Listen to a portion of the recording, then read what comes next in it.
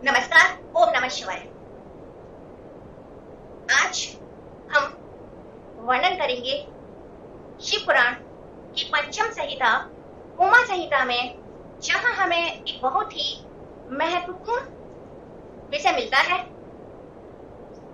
क्या कोई ऐसी विधि है जिससे कि व्यक्ति अपनी मृत्यु को टाल सकता है या वह अपनी उम्र को बढ़ा सकता है? हमने पिछले वीडियो में इस बात का वर्णन किया था, जो कि हमें शिव पुराण की उमा संहिता में मिला था, कि आखिरकार मृत्यु निकट आने के कौन से लक्षण होते हैं, जो कि लोक कल्याण के लिए पार्वती जी ने शिव जी से प्रश्न किया था। इसके पश्चात जो है पार्वती जी ने शिव जी से यह भी प्रश्न किया कि क्या काल को जीता जा सकता है। तब भगवान शिव ने यह कहा है कि काल को जीतना जो है वह एक अत्यंत ही दुष्कर कार्य है, परंतु एक योगी और ध्यान में लीन व्यक्ति के लिए यह असंभव कार्य नहीं है। अर्थात जो योगी जन है वह अपने योग विद्या के द्वारा मृत्यु पर विजय भी पा सकते हैं। यह हमें बहुत ही महत्वपूर्ण विषय मिलता है, जिसमें हमें कुछ ऐसी विधियां भी मिलती हैं, जैसे कि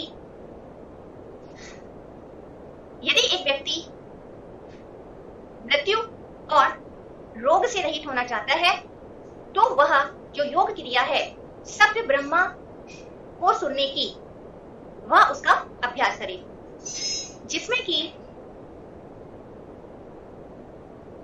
सायकाल हो जाने के पश्चात जो है अंधकार में जहां दीपक को बुझाने की बात कही गई है और जहां कोई भी मनुष्यों का कोलाहल ना सुनाई देता हो, एक शांत वातावरण में बैठकर अपनी तर्जनी उंगली का मतलब होता है कि जो हमारे अंगूठे के बाद जो फर्स्ट फिंगर है, ये जो उंगली है उसको हम तर्जनी उंगली कहते हैं। उस उंगली को अपनी कानों को दबाएं और ऐसा 2 घड़ी तक करने पर हमें एक स्वर सुनाई देता है, जो कि हमारी आंतरिक स्वर ही होता है। वह स्वर ना तो कोई मंत्र है, ना कोई जप है, और वह बाहर से भी प्रकट नहीं होता है। वह आंतरिक स्वर ही होता है, जिसे एक ध्यान परायण योगी जो है, जब वह सूक्ष्म से सूक्ष्म हो जाता है, तब उसे शब्द ब्रह्मा का नाम कहा गया है। और यदि जो योगी जन है जब इस शब्द ब्रह्मा के स्वर का ध्यान में लीन होकर इसका अभ्यास करते हैं, तो ऐसे व्यक्तियों के जो रोग हैं वह उनसे दूर होते हैं और मृत्यु भी उनसे भयभीत होती है। काल पर भी वह विजय पा सकते हैं, ऐसा कहा गया है। इसके पश्चात हमें एक और महत्वपूर्ण वर्णन मिला है। 4 योगिक क्रियाएं कही गई हैं, जिनसे कि मृत्यु पर विजय पा सकते हैं। मृत्यु पर विजय पाने का जो अर्थ यहाँ पर कहा गया है कि मृत्यु जो है अटल सत्य है, परंतु जो योगी पुरुष इन क्रियाओं का अभ्यास करते हैं, उन्हें जो है मुक्ति की अभिलाषा होने लगती है और उन्हें यह जो संसार है वह व्यर्थ लगता है। इस प्रकार से जो वह योगी हैं वह उस मोक्ष को पाने के लिए भी यह क्रिया करते हैं और मृत्यु पर विजय पाने के लिए भी इन क्रियाओं का अभ्यास किया जा सकता है। यह वर्णन जो है हमें उमा संहिता में मिला है। वह 4 योगिक क्रियाएं कौन सी हैं, सुनते हैं। जिसमें कि जो प्रथम योगिक क्रिया है वह है प्राणायाम।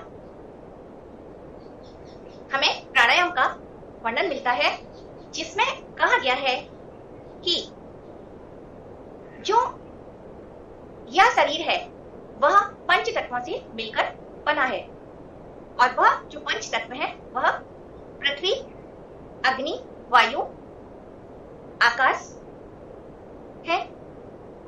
और यह जो पंच तत्व हैं उन सभी के अलग अलग गुण कहे गए हैं, जिसमें कि जो पृथ्वी है, धरती तत्व जो है, जो कि 5 गुणों को धारण करता है।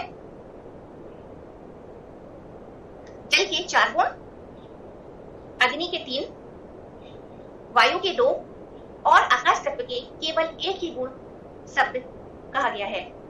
पृथ्वी के 5 जो गुण हैं वह है शब्द, स्पर्श, रूप, रस, गंध। यह जो गुण है वह पृथ्वी तत्व के कहे गए हैं और इन्हीं गुणों को धारण कर एक जीव का जन्म होता है और जब वह इनसे विलीन हो जाता है तो वह उसका शरीर जो है वह नष्ट हो जाता है। यदि व्यक्ति इन्हीं को पंच तत्वों को पूर्ण रूप से जान ले, इनका ज्ञान यदि हो जाता है, किस प्रकार से इन पर जीत हासिल कर सकते हैं, तो एक व्यक्ति जो है वह मृत्यु पर भी विजय पा सकता है। मृत्यु पर विजय पाने का मतलब है कि वह अपनी मृत्यु को लंबा कर सकता है। एक योगी जो है वह अपनी मृत्यु को अपनी इच्छा अनुसार जो है वह बढ़ा भी सकती है। प्राणायाम में हमें यह वर्णन मिलता है कि जिस प्रकार से जो एक लोहार है वह धौकनी को फूंक फूंक कर अपना कार्य सिद्ध करता है, उसी प्रकार से मनुष्य को भी प्राणायाम करते हुए प्राणवायु को रोककर, जिसे हम कुंभक कहते हैं, उसे जीत हासिल करनी चाहिए, जिससे कि कोई भी योगी जो है वह रोगों पर और मृत्यु पर जीत हासिल कर सकता है। कुंभक का अर्थ हमें पता है कि श्वास को रोकने का जो अभ्यास है वह कुंभक कहा जाता है। इसमें हमें एक और जो वर्णन मिला है कि प्राणायाम करते हुए या ध्यान करते हुए, ध्यान का काफी महत्व मिलता है। ध्यान और धारणा, जब व्यक्ति अपने योग में ध्यान में लीन हो तो वह धारणा को भी धारण करे और जिस धारणा में जिन परमेश्वर को धारणा के रूप में धारण करने के लिए कहा गया है, उसमें हमें कोई भी विशिष्ट इष्ट देव का नाम नहीं लिखा गया है। उसमें केवल यह कहा गया है कि वह परमेश्वर जिनके असंख्य नेत्र हैं और जिनके जो शीश हैं वह असंख्य हैं। इस प्रकार जो है परमेश्वर का को धारणा में ध्यान लगाते हुए एक योगी जन जो है वह योग का अभ्यास करे और प्राणायाम का अभ्यास करें। इसके पश्चात हमें जो द्वितीय योग क्रिया का वर्णन मिला है वह है दोनों विरक्तियों के बीच में, जहां आज्ञा चक्र कहा जाता है, वहां पर अग्नि का ध्यान करना।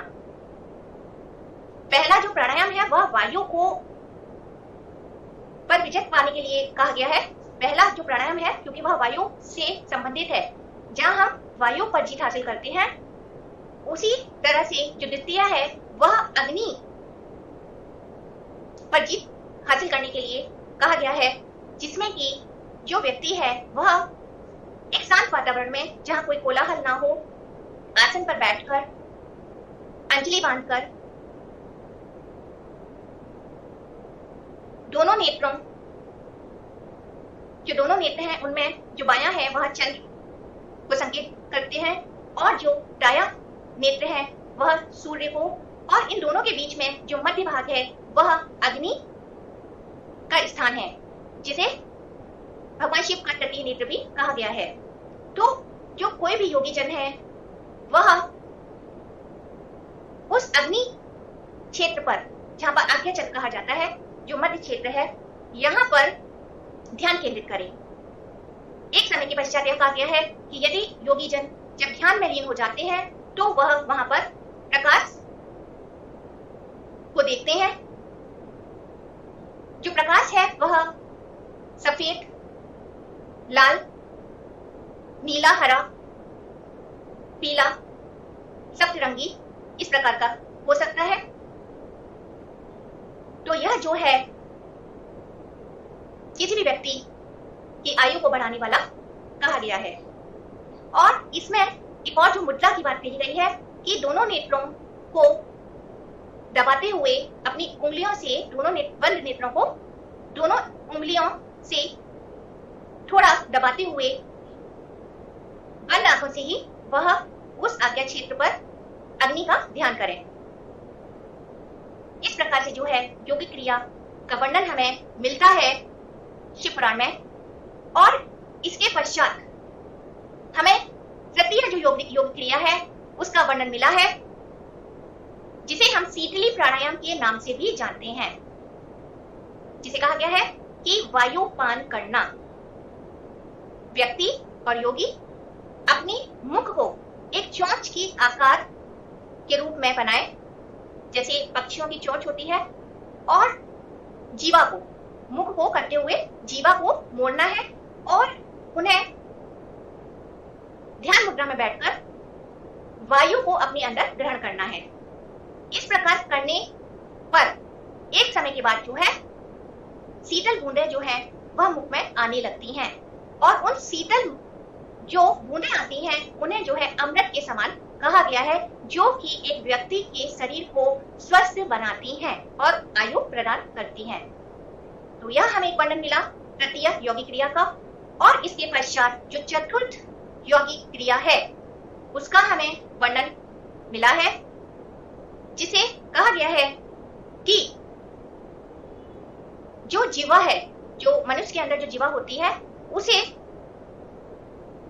गोल घुमाकर एक घंटी के समान तालू से स्पर्श करें, और अभ्यास करते करते वह जीवा इस प्रकार से लंबी हो जाती है कि वह जो ऊपर का जो तालू है वह उसे पूर्ण रूप से स्पर्श कर पाती है। तो यह एक और योगी क्रिया कही गई है, जिसके अनेक स्वास्थ्य लाभ और जो आयु की वृद्धि करने वाली योगी क्रिया कही गई है। इसे भी हम एक प्राणायाम के नाम से ही जानते हैं। तो इस प्रकार से हमें उमा संहिता में योगिक क्रियाओं का महत्व मिलता है कि एक व्यक्ति और योगी जो ध्यान में लीन है, ध्यान अपने आप में जो है वह आयु की वृद्धि करने वाला होता है, और वह मोक्ष को भी प्रदान करने वाला कहा गया है। और इन सभी योगिक क्रियाओं के द्वारा भी योगी जन जो है वह अपनी आयु की वृद्धि कर सकते हैं और स्वस्थ भी रह सकते हैं। तो यहाँ हमें एक बहुत ही महत्वपूर्ण वर्णन मिला। तो इसी के साथ में समाप्त करते हैं, और इसी के साथ में हमारी जो 5वीं संहिता है उमा संहिता वह समाप्त होती है। अन्य वीडियो में, अगले वीडियो में हम प्रारंभ करेंगे 6वीं संहिता कैलाश संहिता का। तब तक के लिए नमस्कार।